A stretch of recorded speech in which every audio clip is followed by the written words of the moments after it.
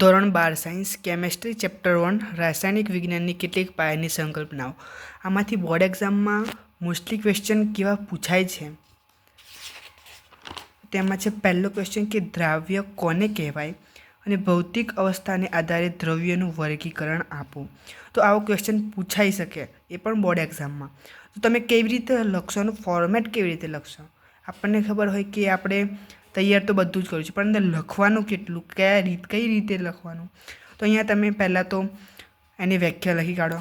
વ્યાખ્યા લખ્યા પછી એક ચાર્ટ સ્વરૂપે લખજો કે ઘન, પ્રવાહી અને વાયુ. પછી નીચે તમે ડ્રો કરજો. જો તમે ડ્રો કરશો તો એના માર્ક્સ મળશે, કેમ કે બધું વાંચવા બેસતા નથી. એટલા માટે જો તમે ડ્રો કરેલું હશે તો એ તમને જોઈને પણ તૈયારીમાં એમને ખબર પડી જશે કે તમને આવડે જ છે. તો એ રીતે જો આ ક્વેશ્ચન પૂછાય તો પહેલાં એની વ્યાખ્યા લખવાની, પછી એના વિશે લખવાનું. એના કેટલા પ્રકાર, તો કે 3 પ્રકાર છે. કયા કઈ અવસ્થાઓ, તો કે ઘન, પ્રવાહી અને વાયુ. એના વિશે એક નોટ લખી દેવાની, પછી એના ઉદાહરણ લખી દેવાના, પછી ઘન, પ્રવાહી અને વાયુ. આવી રીતે તમે ફિગર ડ્રો કરી શકો છો. હવે આગળ બીજો કોઈ એવો ક્વેશ્ચન પૂછાઈ શકે તો અહીંયા તાપમાનની અસર, આ MCQમાં પૂછાઈ શકે છે કે ઘનનું પ્રવાહીમાં, પ્રવાહીનું વાયુમાં. જો વાયુનું ઠંડુ પડતા પ્રવાહીમાં, પ્રવાહીને ઠંડુ પાડતા પાછળ ઘનમાં ફેરવાઈ જાય. આ MCQમાં પૂછાઈ શકે. પરંતુ સ્થૂળદર્શીય અથવા જથ્થામય સ્તરને દ્રવ્યનું વર્ગીકરણ આવું પૂછાય તો શું કરવાનું? કારણ કે મલ્ટિપલ ક્વેશ્ચન તમારે આવો પૂછાશે જ, કેમ કે બધા જ પેપર ઇઝી હોતા નથી. અમુક પેપર એવા આવી જાય કે જેમને તમે ટ્વિસ્ટ કરીને ક્વેશ્ચન પૂછે. આવડે તો ખરું તમને, પણ અંદર લખવું શું એ ખબર ના હોય.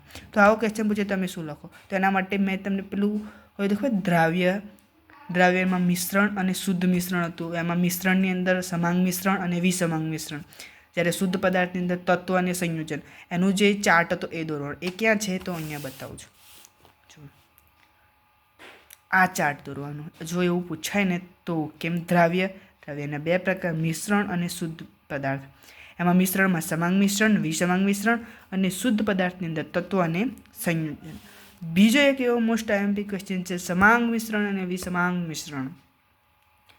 તો આ મસ્ત પોઈન્ટ વાઇઝ લખ્યું છે અને તમે એકવાર જોઈ લો, તમને પણ આવડી જશે. 4 જ પોઈન્ટ લખ્યા છે, કેમ કે 2 માર્ક્સમાં પૂછાય તો તમે 4 પોઈન્ટ લખો તો માર્ક્સ મળી જાય. પછી અહીંયા છે શુદ્ધ પદાર્થની લાક્ષણિકતાઓ અને ઉદાહરણ. આ પૂછાઈ નહીં શકે, પણ ઉદાહરણ યાદ રાખજો. એ છે તત્વ અને સંયોજન.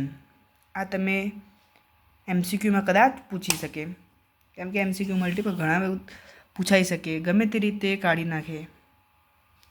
જુદા જુદા તત્વના પરમાણુ. આ મારી જ નોટ છે. હવે આ છે દ્રવ્યના ગુણધર્મો.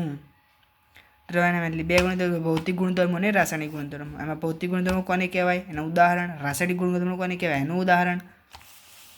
પછી આવે છે દ્રવ્યના માપની પદ્ધતિ. દ્રવ્યના માપનની પદ્ધતિ કેટલી, તો કે ઇંગ્લિશ પદ્ધતિ અને મેટ્રિક પદ્ધતિ. આ જરૂરિયાત રાખો કે એકમોની આંતરરાષ્ટ્રીય પદ્ધતિ, તો SI એકમ પદ્ધતિ. પછી આ MCQમાં એક તો પૂછાય જ એક્ઝામની અંદર. MCQમાં એક MCQ આમાંથી આવે જ. કાં તો એ પાયાના ભૌતિક રાશિની સંજ્ઞા હોઈ શકે, કાં તો એનો SI એકમ નામ હોઈ શકે, કાં તો SI એકમની સંજ્ઞા હોઈ શકે, પણ કંઈક તો પૂછાય જ. તો આ તો મોસ્ટ IMP છે, તો આ જરૂરથી તૈયાર કરવું તમારે. અહીંયા આપેલા છે કે SI એકમ પદ્ધતિમાં વપરાતા પૂર્વગો. આ યાદ રાખજો, કેમ કે આ તમારે 12 સાયન્સ આફ્ટર તમે કોઈ પણ કોર્સ કરજો તો એની અંદર આ તો આવશે જ.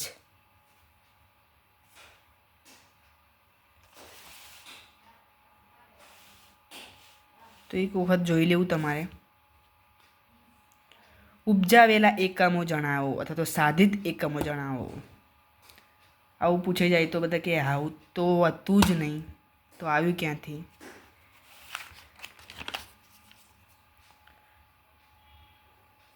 આ બધું તમારે તૈયાર કરી દેવાનું.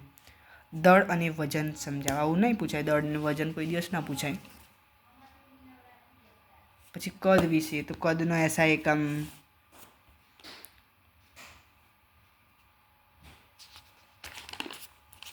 છે ઘનતા. ઘનતા કોને કહે છે? તો એક કદમાં રહેલા દળને ઘનતા કહે છે. ઘનતા બરાબર દળ ભાગ્યા કદ. આ તાપમાન વિશે. વૈજ્ઞાનિક સંકેત પદ્ધતિ. જો કે વૈજ્ઞાનિક સંકેત પદ્ધતિ નથી પૂછાતી,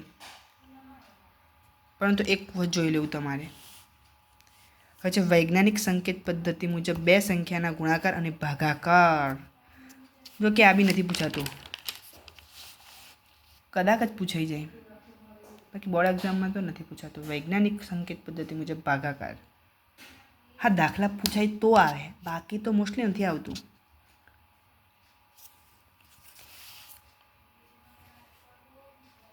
પરિશુદ્ધતા અને ચોકસાઈના ઉદાહરણ સમજાવો. નહીં પૂછાતું.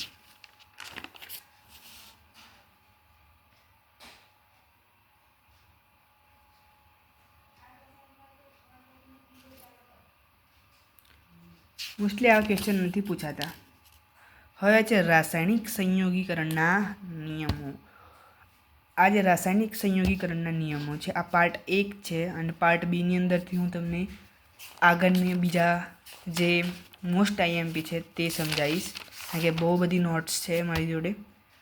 તો નેક્સ્ટ વિડીયોમાં ચાલુ કરીશું રાસાયણિક સંયોગીકરણના નિયમોથી.